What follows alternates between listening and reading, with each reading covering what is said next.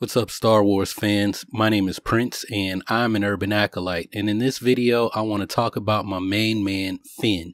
So last month when Vanity Fair was doing all of their coverage on Star Wars: The Last Jedi, they wrote an article, 5 things that are in The Last Jedi and 5 things that are not in The Last Jedi.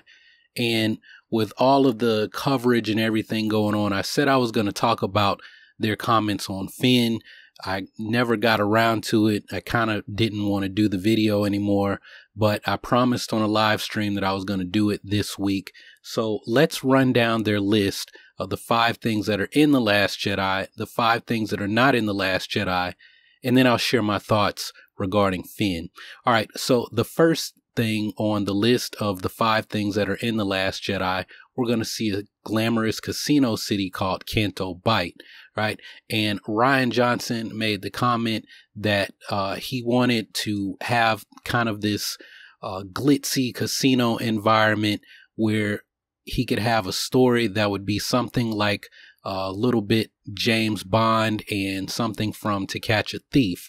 And it's interesting because that's where Finn and Rose will go to look for this slicer, played by Justin Theroux, I believe is his name, who will assist them in freeing the character known as DJ, being played by Benicio del Toro, so that he can assist them on whatever mission they're on to infiltrate the First Order. Now, since I mentioned Canto Bight, we're going to see a lot of creatures. Yeah, I'll go with the word creature. We're going to see a lot of aliens in those scenes. It's going to be more aliens than we saw in The Force Awakens, Rogue One, or any other Star Wars movie, right? And we'll also be seeing a lot of, I'll just say we're going to see a lot of aliens and different kinds of creatures in Episode 8. I was going to mention the caretakers of Ahch-To who've been hanging out there with Luke, keeping up the Jedi Temple there on Ahch-To. All right, so I kind of already mentioned that Benicio del Toro is playing a shady character named DJ. Also, Laura Dern will be playing Vice Admiral Holdo. I did a video, I think last week or 2 weeks ago, where Pablo Hidalgo said that we shouldn't trust those characters. They aren't exactly what we might think they will be going into the movie. Since we're talking about new characters, Rose Tycho being played by Kelly Marie Tran is a new major character. She's joining the Resistance.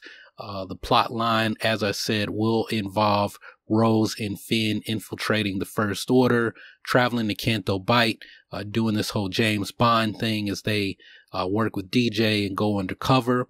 Rose will also have a sister, Paige Tycho, who is a gunner for the Resistance. And based on how Rose and Paige are going to be presented, if you're watching this, then you know now, but people not following the movie or not following the movie coverage or things leading up to the movie might be under the impression that Paige is the big dog in the family because she'll be working with Poe Dameron, receiving some mentoring from him, and Rose is just this lowly maintenance worker, just like Finn during his stormtrooper training worked in maintenance and janitorial stuff, the kind of grunt work that soldiers do when they're not qualified to do anything yet, mostly because they're in a training phase, right? Rose is in a similar situation, but she's going to step up and become a hero. The last thing on the list of things that are in The Last Jedi is that there's going to be loads of hand-built sets, lots of practical effects that ties right back into all of the alien creatures that we'll see, who won't be CGI created, but they'll be actual puppets and people in costume. All right, so the list of the 5 things that are not in The Last Jedi, there will not be a big romance in the vein of Han and Leia and Luke, their whole little love triangle. That won't be something that is going to be a key to the plot in Episode 8. So all of the Reylo shippers, if that's a thing, you might see little nods to it, but it's not going to be central to the plot. You'll just have to hope that Colin Trevorrow puts that in Episode 9. personally, I'm not a fan of Reylo. It doesn't make sense to me. There won't be the Poe-Finn relationship. That won't be a thing in episode 8. And also, Rose and Finn, they could bond, but there's, and I'm not saying there won't be any hints of a romance, but it's not going to be something that's central to the plot in episode 8. There also will not be a major creature character like Yoda or Maz Kanata who is central to the plot. We're going to see a lot of alien creatures on in the Canto Bight scenes, but they won't be major characters. Maz Kanata will be in the movie, as we know that Lupita Nyong'o did record lines for episode 8, but I have a feeling that Maz is not going to play a big part in episode 8. I could be wrong. It's just based on news that was coming out about, her not being on the set or when she went in to record lines. It's giving me the impression that she's not going to be, or Maz Kanata will not be a big part of the movie. Of course, Lupita Nyong'o may have been off working on Black Panther, which could account for, like, her schedule could account for why she wasn't there on the set a lot of the time. And since she's just doing her voice for the most part, maybe she recorded all of her lines in a couple of days, and so she didn't really have to be there. Also on the list of things we won't see is an explicit political allegory. So although there's the whole political stuff going on with the New Republic and the First Order and the Centerists and I was about to say the Separatists, the Centerists, I can't think of the term, but the First Order, the senators who are First Order sympathizers, and the senators who are all about maintaining the New Republic, that'll be the political stuff that we see. We could maybe, or at least I will be looking at the whole fanaticism, religious fanaticism in the case of Kylo Ren and the Knights of Ren, if we see them, the mystical arm of the First Order. But there won't be anything that's like ties into the current political state, as in what's going on here and with Trump and that sort of thing, right? It's going to stick to what's going on that the Force Awakens set up, and that's it. It's what the political climate is in Star Wars as the Force Awakens set things up, and the aftermath novels and Bloodline. And recall that there were things in Bloodline that Rian Johnson requested specifically be in that novel when he spoke with Claudia Gray. Now, the last thing on the list of things that will not be in The Last Jedi, and what I want to kind of expound on before I end this video, is a revelation about Finn's potential Force sensitivity. So John Boyega said that he was surprised that Finn got to use the lightsaber in The Force Awakens and hold his own as long as he did against Kylo Ren, who's obviously a trained Force user who is supposed to be pretty skilled at lightsaber combat, since he's known as the Jedi Killer. Now, some might disagree because Kylo Ren got beat by Rey, but like I said, we also have to remember that Kylo Ren managed to get injured fighting Finn. He got injured by the bowcaster when Chewbacca shot him, and he was not able to call on the Force following the death. He was not able to call on the Force as well as he should have been able to following the death of his father, Han Solo, or actually I should say the murder of his father, Han Solo, the patricide of his father, Han Solo, at his hands, right? So, Finn is not going to touch a lightsaber in episode 8. Rian Johnson kind of, hinted that, that's not going to be a thing. And I don't have a problem with that. Something I said in another video is right now we only know that 2 lightsabers exist in the galaxy. That is Anakin Skywalker's lightsaber that called to Rey and is currently in her possession, and Kylo Ren's crossguard lightsaber. Now, whether or not Luke Skywalker has his lightsaber, we haven't seen it, so right now it doesn't exist. We're going with what we know, things we know. We know that Luke that we know that Luke's father's lightsaber is in the possession of Rey, and we know that Kylo Ren has his lightsaber. Those are the only two lightsabers. And yes, somebody could find one. There could be others. I looked at a picture of the concept artwork of one of the Knights of Ren and said that looks like a lightsaber on his hilt. But in the movies, there haven't been any books or anything to show us other things during this time. Not yet. We only know that two lightsabers exist. So if one of those belongs to Rey and one of them belongs to Kylo Ren, then that kind of rules out the possibility of Finn using a lightsaber when he's going to be off on his mission with Rose, and Rey is off training with Luke, and Kylo Ren at some point is allegedly looking for Rey and Luke to confront them in a battle. As far as Finn's force sensitivity being explored, there are only a few people who would be able to, I guess, sense the presence of the force in him. Leia possibly, but she's not trained, right? J.J. Abrams said that when Rey and Leia hugged at the end of The Force Awakens, when she passed up Chewie, that was a mistake on his part, but he said that that Leia was acknowledging the presence of the Force in Leia. She could sense it. And just the fact that she'd gone through a traumatic event.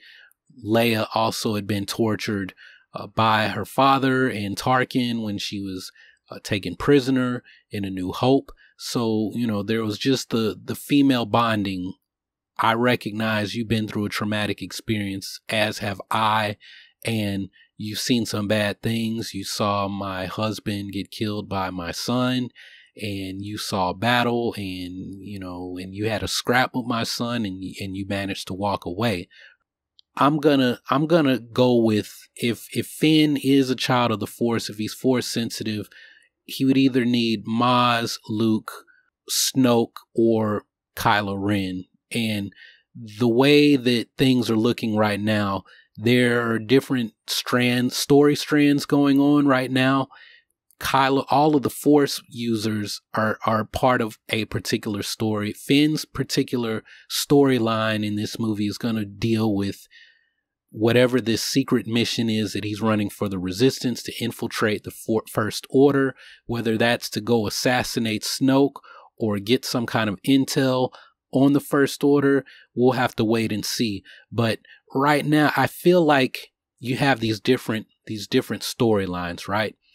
And if you start introducing all kinds of new stuff, you start to muddy up the storyline, the movie. Things get very messy, right? My personal opinion is that if Finn is Force sensitive, we shouldn't learn about it in this saga, right? Let's stick to rebuilding the Jedi Order, meaning Luke has to pass the torch. He's got to have a protege, a Padawan who is like him, who will go on to be the future, because, you got to look at Mark Hamill's age, and maybe he doesn't want to be Luke Skywalker forever and keep doing Star Wars movies until, he's in his 80s or 90s or however long he'll be around. And then we don't know if he's even going to make it out of Episode 8. So I look to Rey as, if the Jedi will continue, if they don't end, Rey is the future. So let's focus on all the Jedi stuff with Rey, Kylo Ren, and defeating Snoke. Finn is a great soldier. Let's see let's see all of the potential that he was talked about in Before the Awakening. The Captain Phasma said, you are going to be an officer in the First Order one day. Let's see that happen as Finn, hero of the Resistance, hero of the New Republic. And everything that I'm saying, it kind of sounds a lot like a character from the Legends canon known as Kyle Katarn. And I've made those comparisons before. Some people don't like them because they think I'm saying, oh, well, Finn is Kyle Katarn. And it's not that. It's that we have this character who existed in Legends. Why can't this new character have a similar trajectory, right? Kyle Katarn defected, was a stormtrooper, defected, joined the Galactic Rebellion. He was the one who stole the plans to the Death Star originally. We got this guy Finn. He defected from the First Order. He gave the New Republic, or I'm sorry, the Resistance, the plans to take down Starkiller Base. You see where I'm going with this? He is a promising soldier, had a lot of potential, was one of the best as a cadet, went through a traumatic experience and, you know, wasn't shown in the best light, but that's part of character development. This is where I started, right? And I don't know, I don't know what you guys know about storytelling and whatnot, but when you go and present something, you say, this is where I was, this is where I am now, this is where I plan to be. So when I talk about, you know, Finn wasn't, you know, Finn is a hero, he's on the hero's journey. In The Force Awakens, we saw this is where Finn is now. In episode 8, we'll say, well, this is where Finn was now. I said that right, didn't I? And then episode 8, this is who Finn really is. And then we can speculate on this is where he is going. This is where this character is going. As someone on that cycle, the journey to becoming the hero. We saw where he began. He rejected his call when he was being a coward and trying to run from the First Order. Then he accepted his call when Rey was captured. This is my fault in a sense. I shouldn't have let this happen. I don't care about blowing up the base and everything else. I'm just here to get Rey. He made his stand. He made his stand again when he picked up the lightsaber and said, I'm going to fight this guy. Even though I might die and I have no idea what I'm doing, I'm going to fight him.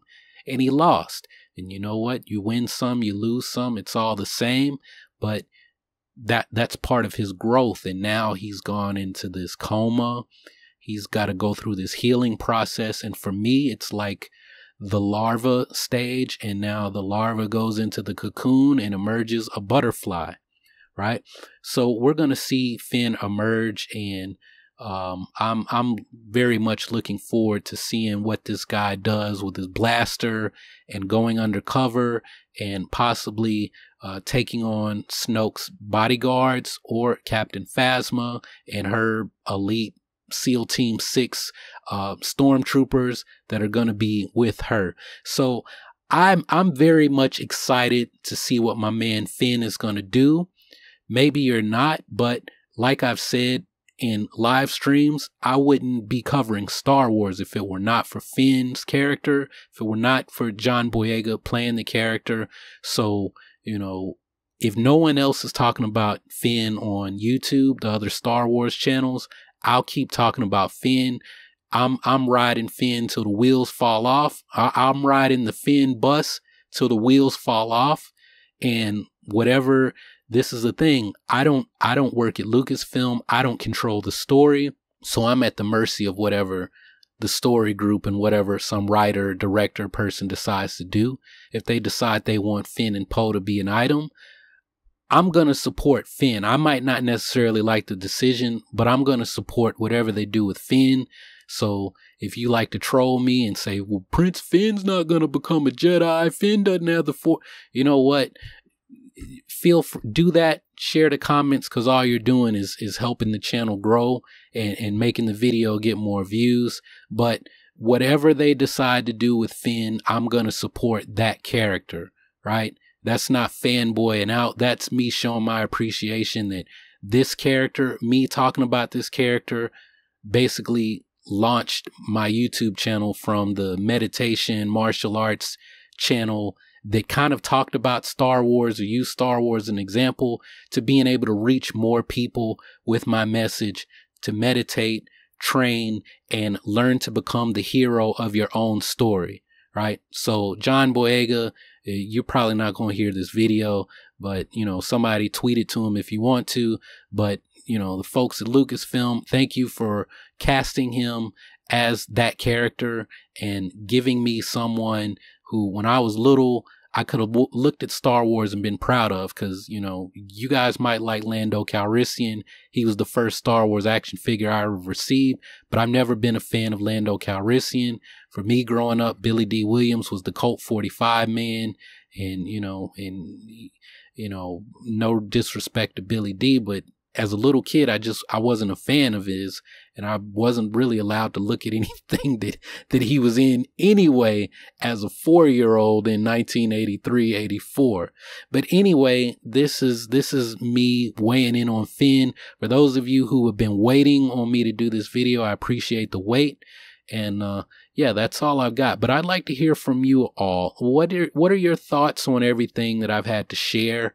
How do you feel about, you know, my desire for them not to deal with the Force sensitivity thing in Finn, but to present it the way it was with Kyle Katarn, where after everything wrapped up, he did his own mission, and that's when he discovered, you know, yo, I've got the potential to be a Jedi. My father had the Force and this and that. Because where I'm going with that is I want there to be a solo Finn project, a book, a comic series, a movie, whatever. I want Finn to have his own adventure, his own story, where he can find out who he really is after all of this stuff is wrapped up with this trilogy. So if we pick up with another saga in a few years, now we can find out who those other children of the Force are that are out there, because people say, no, the Jedi should be rare. It should only be Luke and Rey and Ben. Well, that's fine. They should be rare, but the lore has already established their rules for the playground. The rules for the playground say that there are other children of the Force out there. They just haven't had their awakening yet, right? It's like, I don't remember if I said this in a video, but it's like in Avatar where you had no airbenders. And then there was, Korra opened up the spirit realm. And then all of a sudden, all of these people who would have been potential airbenders, now these airbenders are popping up, right? It's the same way with Star Wars. You got a bunch of people with the potential to become a Jedi, but they don't know how to tap into the Force, right? And that's a topic I want to talk about in another video that I've been putting off for actually a year, about how I believe that Rey will bring balance to the Force, although she's not the chosen one. So I kind of teased you guys with that. This video is supposed to be about Finn. Let me know your thoughts on Finn down in the comment section below. And if I see something good, I might make a video on that and have a new discussion, right? So yeah, I do read the comments as much as I can. Some videos go viral and there's lots of comments, and then I can't read them all because by then I'm moved on to other videos. But you know, if you guys get something interesting going, I'll do my best to respond via video if there's some good ideas being discussed. Anyway, let me end this one. So if you haven't subscribed already, go ahead, click on that subscribe button and take your first steps towards becoming an urban acolyte.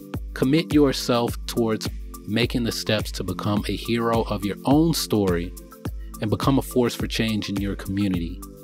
Continue to support the channel. Check out some of the other videos that I posted this week. I got a great one on Darth Vader, another one on Captain Phasma that I posted this morning. So check those out when you get a chance. But that's all I got for this one. So thanks for watching. Y'all keep on breathing, and may the force of others be with you always.